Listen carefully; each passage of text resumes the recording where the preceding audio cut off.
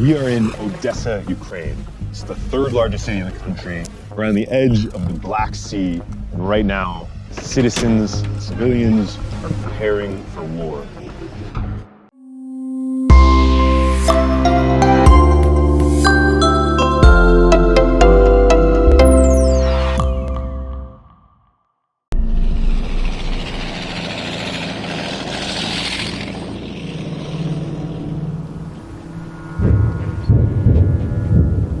Right now, there is a sound of bombardment coming from all around us, and all of the civilians from this area are fleeing. The area of northwest of Kiev, where there's been intense fighting over the past few days between the Russians and the Ukrainian militaries. There is intense bombardment. Oh my God, coming from all around us right now. Jesus Christ. Ее цель – защита людей, которые на протяжении 8 лет подвергаются издевательствам, геноциду со стороны киевского режима. И для этого мы будем стремиться к демилитаризации и денацификации Украины. After months of amassing more than 100,000 troops on the Ukrainian border, Russian President Vladimir Putin ordered an invasion of the country from multiple directions.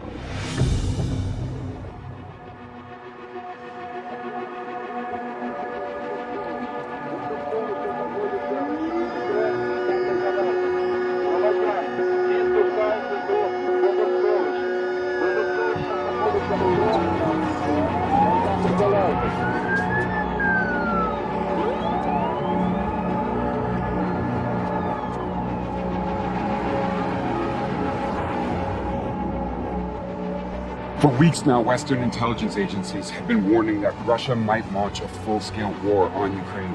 But few here believed it could happen. However, this morning, after around 5 o'clock, Russia began airstrikes across the country, and there are air raid sirens going off right now here in the heart of Kiev.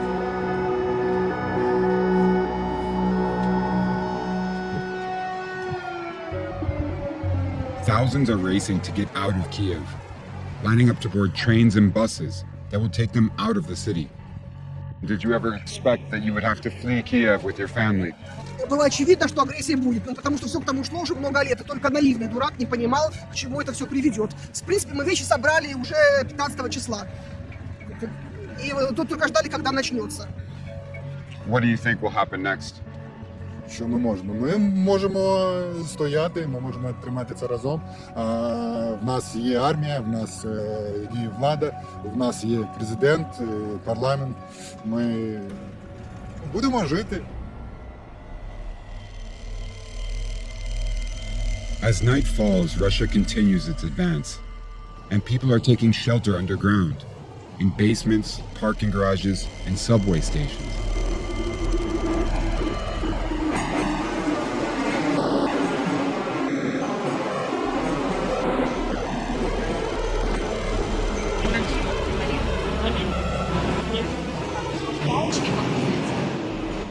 Twenty-seven-year-old Kristina Mazurchik works in a jewelry store. She tried to take shelter in a subway station close to her house, but it was completely full. So she's come here to the Krishatik station with her mom and sister.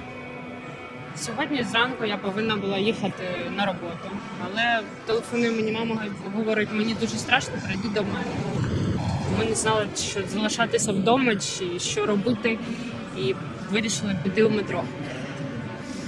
Щоб якось себе, може, сховати, не знаю. Нічого такого подібного взагалі. What do you think is going to happen in the coming days? Сподіваємося, що повернемося додому. Там все буде добре. Are you scared by what you might find when you go above ground tomorrow? Просто хочеться, щоб було тихо, спокійно і без обстрілів там. Навіть якщо там будуть там якісь руїни, то це все можна переробити, це все таке набути буде з часом. Нічого такого, але щоб просто всі відступили і все було добре.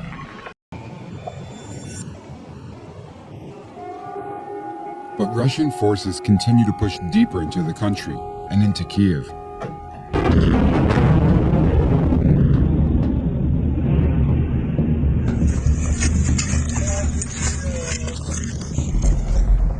This apartment block was struck by a rocket from fighting a few kilometers away. 6 people were injured.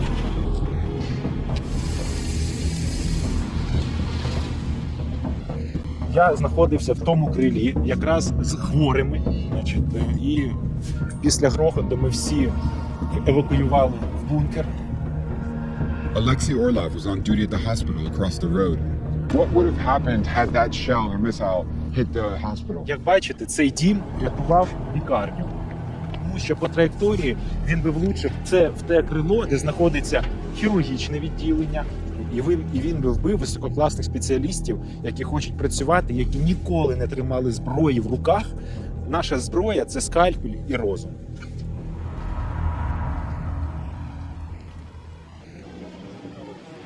But other Ukrainians are taking up arms.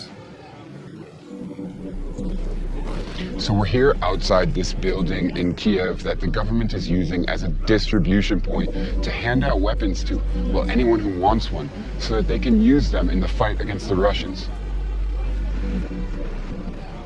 On the day of the invasion, these 2 friends, one a software engineer and the other a biochemist, decided to join the Territorial Defense Force, an all-volunteer group within the Ukrainian military. Russians have enslaved this land since, I don't know, at least 16th century.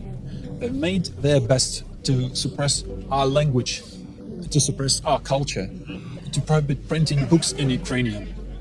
And now they want to overthrow our state. Like, what other choice do we have? It's pretty obvious. Ukrainians have suffered a lot of casualties so far. Aren't you afraid that you might be one of them? They're hitting buildings where civilians are living. So we're in danger everywhere. And the only option that we have left is to fight back and take as much of these bastards to hell as we can.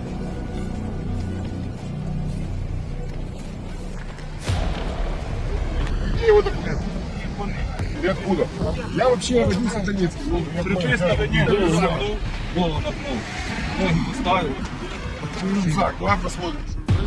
The volunteer groups are setting up checkpoints all across the city. We're here at this checkpoint, and these territorial defense forces are suspecting that someone might be over there. They've taken up position.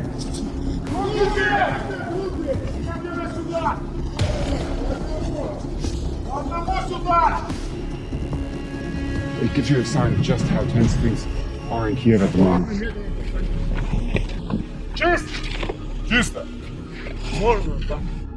What happened there exactly? Подозрительні люди, і ми їх перевіримо. Якщо підозрюють, що знаходимо, ми їх затримуємо і забираємо для того, щоб перевірити, хто вони, що вони і для чого вони сюди прийшли. Тому що дуже багато диверсійно-розвідувальних груп. Viktor Kivichenko is in charge of this checkpoint in the Vishneva neighborhood in western Kiev. Who are these guys? Тут знаходяться звичайні люди, які прийшли на допомогу військовим. Вони зробили коктейль Молотова. Вони прийшли, взяли свою зброю, що у кого було. Are you worried that Russian forces are going to make it here to the center of Kiev? Вони вже прийшли. Вони вже вбивають наших людей. Вони вбивають наших дітей, жінок, матерів. І вони вже дуже близько. Десь приблизно кілометрів 10 від цього стоїть вражеська техніка. Близько 400 єдиниць бронетехніки, танків і ракет. Do you think that you and civilian volunteers and others are going to be capable of stopping them?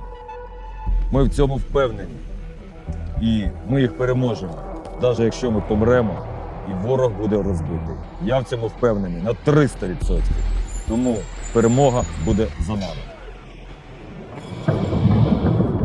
The strength of the Ukrainian defense has surprised the Russians, who have made only small territorial gains, while losing hundreds of tanks and military vehicles in the process. Пост, воинская часть. Блять, горит все.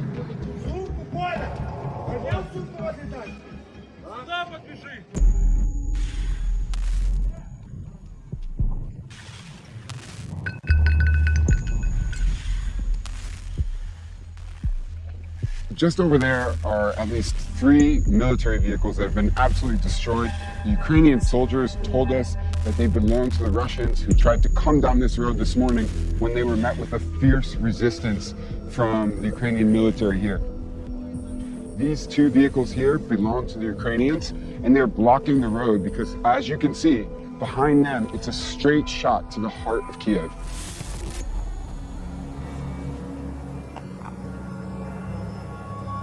О другій ночі було чути гради.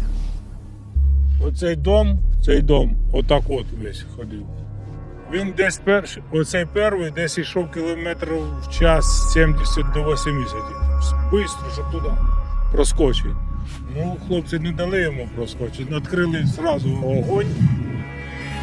So, are you optimistic that the Ukrainians can stop the Russian advance? Можу. Даю на 90% то, що ми їх отут всіх лишимо, якщо будуть йти. Всіх отут там. But it's unclear how long the Ukrainian defenses can hold. A 40-mile column of Russian tanks is heading directly for Kiev. People in the city are bracing themselves for a full-scale Russian attack. Where have you been staying since we last saw you a few days ago? В метро так и оставались, мы никуда не выходили. Тяжеловато, морально хочется на воздух и очень холодно. Мы держимся, выхода нет, там более безопасно, чем дома. What do you think is going to happen here? То, что все закончится, но такие прогнозы, что Путин не остановится. Назад дороги уже нет. Хочется надеяться на лучшее. Я надеюсь, что мы победим вместе этого злого, ужасного человека-убийцу.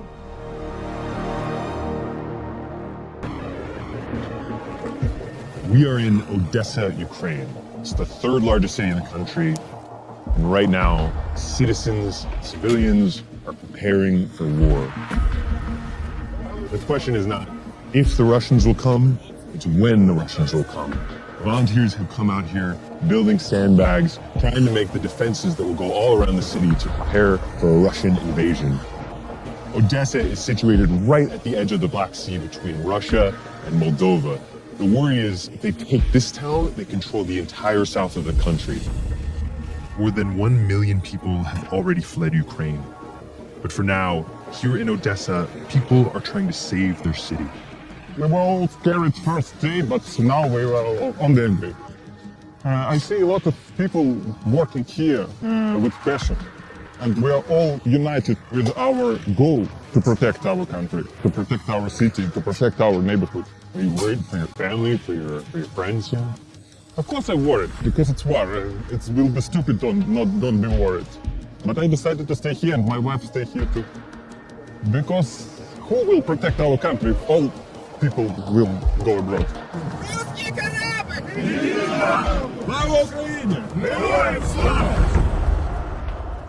Val Kipnis is at the Polish border, where people who've gotten through are starting to process what they're leaving behind.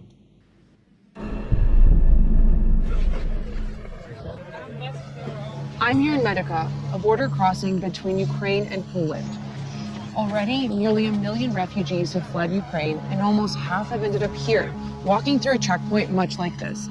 I spent most of today talking to those who fled their homes about their experiences and also about what they plan to do next. Как тебя зовут? Вероника. Вероника. Вы объясняете, что происходит? Она маленькая, она еще этого не понимает. Но когда она вырастет, что вы ей скажете? Конечно, я все это расскажу. Как нам бабушки рассказывали о войне, так и я буду рассказывать. И когда вы решили сюда приехать? А вот как только в 4 утра началась бомбежка в Харькове, я сразу же сумки собрала, детей и вперед.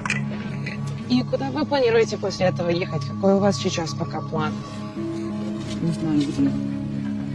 Вот. Ну, а соответственно, как только на Украине наладится, все станет тихо, мы обратно. Вы поедете домой? Да, конечно. Только домой.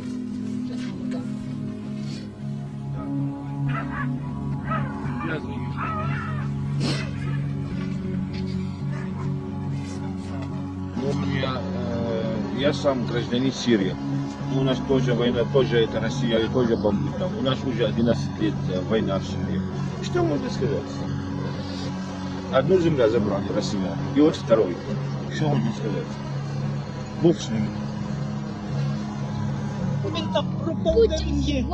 Щоб він там пропав, де йому Господь Бог його накаже. Він не буде мав спасення. У меня 12 лет я живу в этом. Как будет, если мы молимся, Бог, что все будет тихо, спокойно, для все люди, для украинцев, для все. Сейчас все проблем Украина. Я хотел, что говорит мир. Пожалуйста, не только Украина, смотрите Палестину. Каждый день люди умер. Наш брат там в Ирак, в Мали, в Буркина-Фасо. А эти люди, ну, они не европейские или не американские, мы их бросать. Это уже неправильно.